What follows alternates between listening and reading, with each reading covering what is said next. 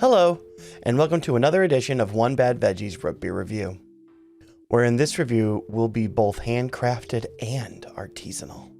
So for this review, I want to kind of go back in time a little bit, back to the year 2014, where I was doing my original root beer review blog, and I reviewed what is today's subject, Virgil's root beer.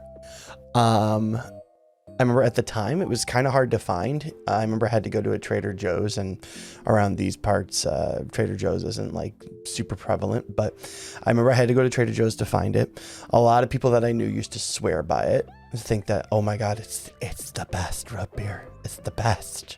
Have you ever had Virgil's root beer? Because it's the best. And so anyway. So I kind of saved it. I saved it for the root beer review to see what I would think of it. I'm going to put up the ingredients for the original right here. It should just be a wall of text, as you can see there, with such wonderful things like anise from Spain, licorice from France, sweet birch from the southern USA, nutmeg from Indonesia. It is fancy. In fact, in that original set of root beer reviews, it was crazy even for that time, just the list of ingredients. And then the kind of funny part about the whole thing was I gave it a D because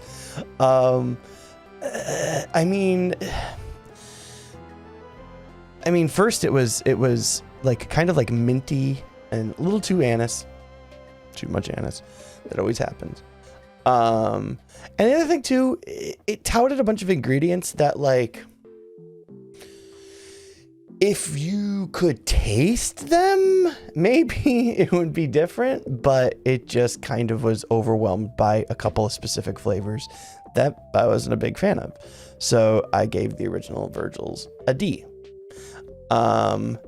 Since then, they have been bought up by a different company. I believe I don't want to get this wrong. Let me look it up real quick here. It's been bought by Reed's Beverage Company, which they're well known for kind of like their ginger beers, and they kind of had their own thing going on before that happened.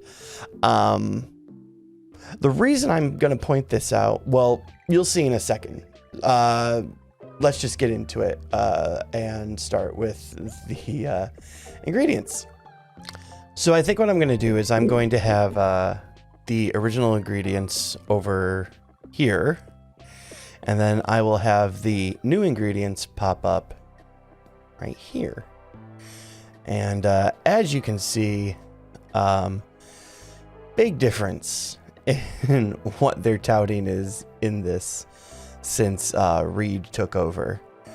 Let's go ahead and get a look at this drink here. And I think I will try to put a picture of the original bottle somewhere over here, so that way you can kind of see how the label has changed. Just, obvious changes. Even like the guy holding the root beer is like a different man and stuff like that. I would say that if you were to look at Reed's other sodas, that I think that the idea here is that they went with something that's more uniform to the rest of their soda lines. And so, yeah, very interesting. In a weird way, I'm wondering if I'm going to end up liking this one more, because I think the old version over here, actually it should be gone by now. I think the old version maybe had like unnecessary complexity, or you put up a list of ingredients like that, and you're expecting to be like, I taste a little bit of this, I taste a little bit of that, and all you taste is one flavor. You're a little disappointed by it. I think that's why I gave it a D. This is just basically like, hey, we got sugar and in stuff, and maybe that will change my opinion on it just because it's like, oh, what do I taste? I'm tasting.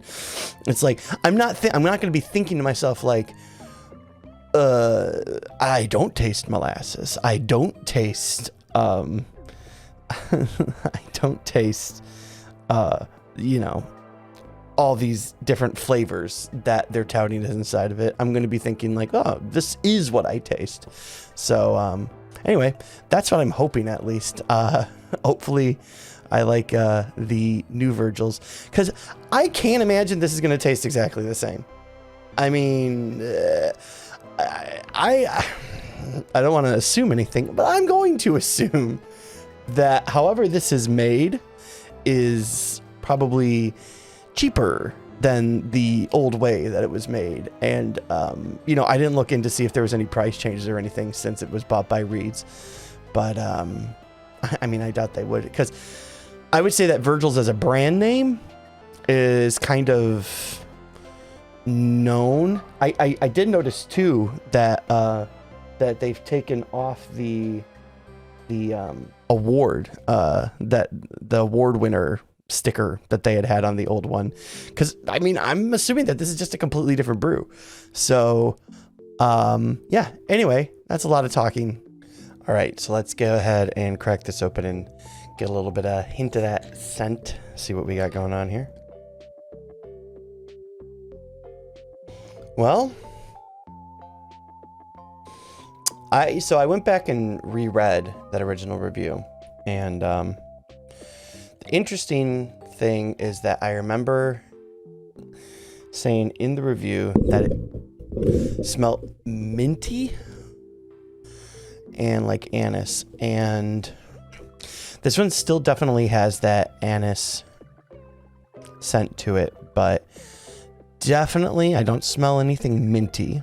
Any wintergreen was specifically what I said. And it definitely smells sweeter than I described it. And frankly, how I remember it, because I do remember a little bit about how it smelled. And plus, like, for years and years, I had Virgil's since then, even though it wasn't one of my favorites. It was other people's favorites, so it was around. And I remember it had a really strong licorice scent to it. And this one doesn't have that. And it's been a long time since I've had Virgil's. In fact, this is a long time since I've had any Virgil's. I think this might be one of the first times that I've had it since Reed bought them. So I'm expecting this to be very different from what I've had in the past. So let's go ahead and get to pouring and checking the head on this one. I remember the foam on the last one was terrible. So we'll see if this one's very, like I like to call them, picturesque root beer. All right, let's go ahead and check this out and see how it goes.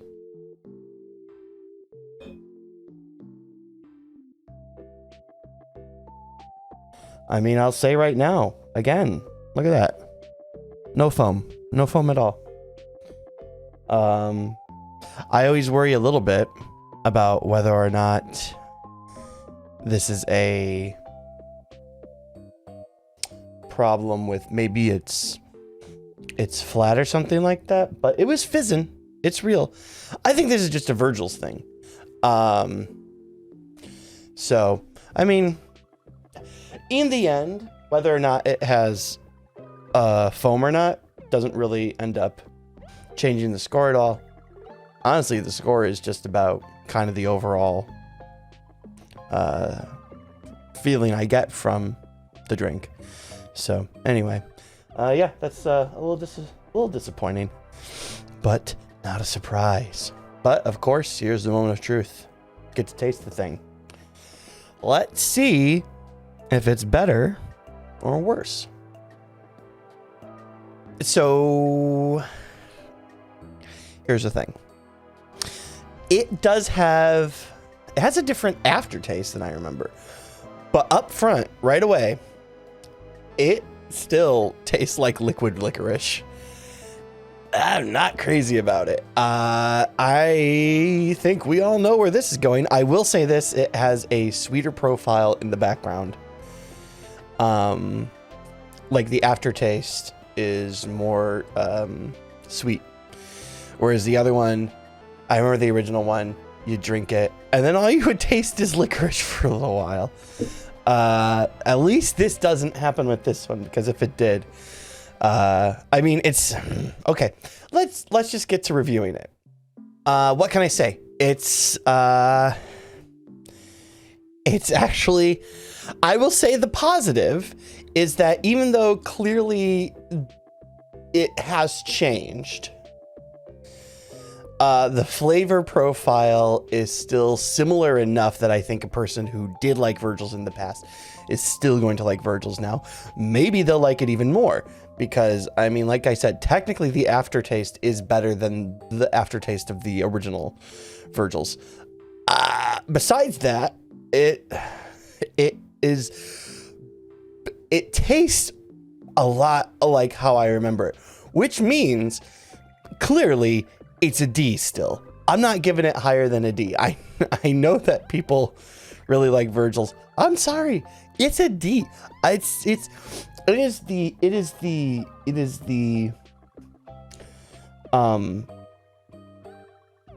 epitome of I would say maybe it is the epitome of the best kind of root beer that I don't like, if that makes sense. Yes, I think you understand what I'm saying by saying that it's not the kind that I enjoy, but for the type of licorice, anise, those kinds of root beers, this is probably something that is really enjoyable. I feel like I just had this conversation about one of the last root beers I reviewed. Anyway, so yes, I'm giving Virgil's a D. If anything I said in the description of this made it sound like it would be something that you would enjoy, and like I said, a lot of people like Virgil's. It used to be an award-winning root beer. Then knock yourselves out. I mean, it's more available now than it ever has been before. I don't think there's a grocery store out there that doesn't sell Virgil's. So go ahead and get some, because I will not be. And there you have it. My controversial opinion on Virgil's root beer remains the same 7 years later after the original review. I hope you enjoyed this review, and I hope you had a good time.